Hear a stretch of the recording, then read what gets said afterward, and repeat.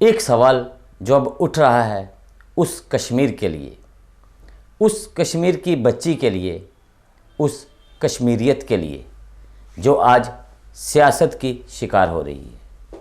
क्योंकि कश्मीरियों के वफ़ादार और उनके लिए दिल में दर्द रखने की बात करने वाले ये नेता सुरक्षा बलों के हाथों मारे गए आतंकियों के परिवारों से हमदर्दी जताने तो पहुंच जाते हैं, पर कश्मीर के उन जाबाज शहीदों की दहलीज लांघते इनकी टांगें कांपना शुरू हो जाती हैं जो आतंकियों की गोली का निशाना बनते हैं।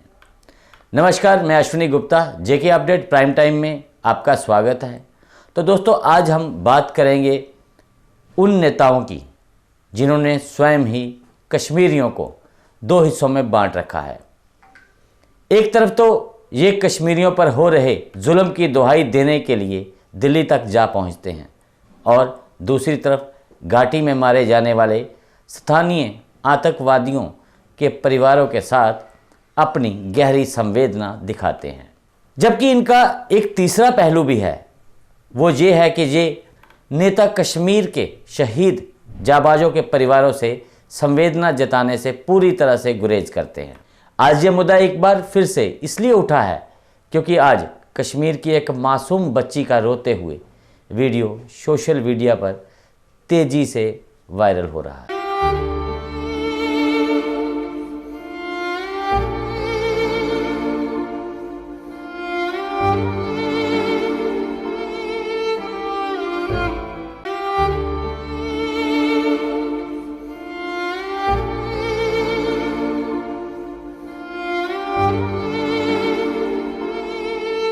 ये बच्ची बांडीपुरा में शुक्रवार को आतंकियों द्वारा चलाई गई गोलियों से शहीद हुए सोपर के शाहवाली डागरपोरा के मोहम्मद सुल्तान की बेटी है।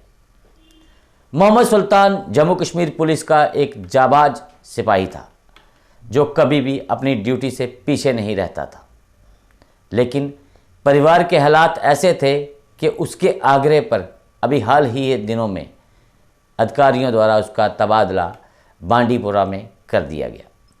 वो भी इसलिए कि परिवार का वो अकेला कमाने वाला बेटा था, जबकि पिता 1 वर्ष से बिस्तर पकड़े हुए हैं।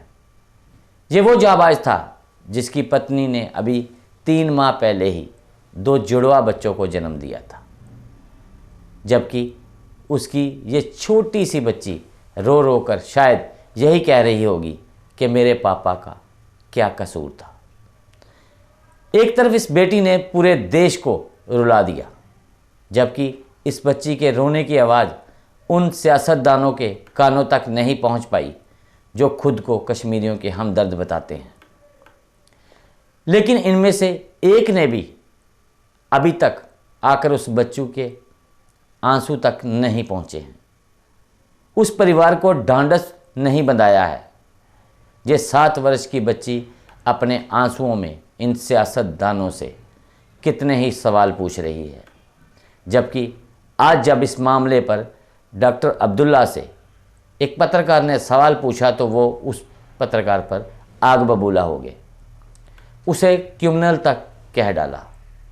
लेकिन वही सवाल आज हम उठा रहे हैं कि क्या कश्मीर के लोगों के रंग में कोई बदलाव है? क्या कश्मीर के लोगों का लहू अलग अलग रंग का है? फिर क्यों एक कश्मीरी सिपाही या फिर सैन्य जवान की शहादत पर ये नेता 2 शब्द तक नहीं बोल पाते हैं? क्यों उनके दर्द को बांटने के लिए ये नेता आगे नहीं आते हैं? जबकि दूसरी तरफ अगर कोई स्थानीय भटका हुआ युवा आतंकी बनकर सुरक्षा बलों की गोली का शिकार बनता है तो यही नेता कश्मीर में अत्याचार होने की बात करते हैं। उन युवाओं के परिवारों के साथ उनके घरों में जाकर संवेदना जताते हैं, फिर वो नेका के हों या पीडीपी के या फिर किसी अन्य दल के नेता। लेकिन आज ये नेता मौन क्यों हैं? ये कौन सी सियासत कर रहे हैं? सवाल फिर वही, क्या ये नेता कश्मीरियों को बांटने का प्रयास कर रहे हैं या कश्मीरियों को गुमराह करने की नई साजिश रच रहे हैं? तो आज के प्राइम टाइम में इतना ही। फिर मिलेंगे एक और मुद्दे के साथ। जय Hind, good night. GK update रहे हमारे साथ। अगर आप ये वीडियो YouTube पर देख रहे हैं तो हमारे YouTube चैनल को सब्सक्राइब करें और बेल आइकन को क्लिक करें। अगर आप ये वीडियो Facebook पर देख रहे हैं तो हमारा Facebook पेज लाइक जरूर करें। For advertisement please contact 7051091811।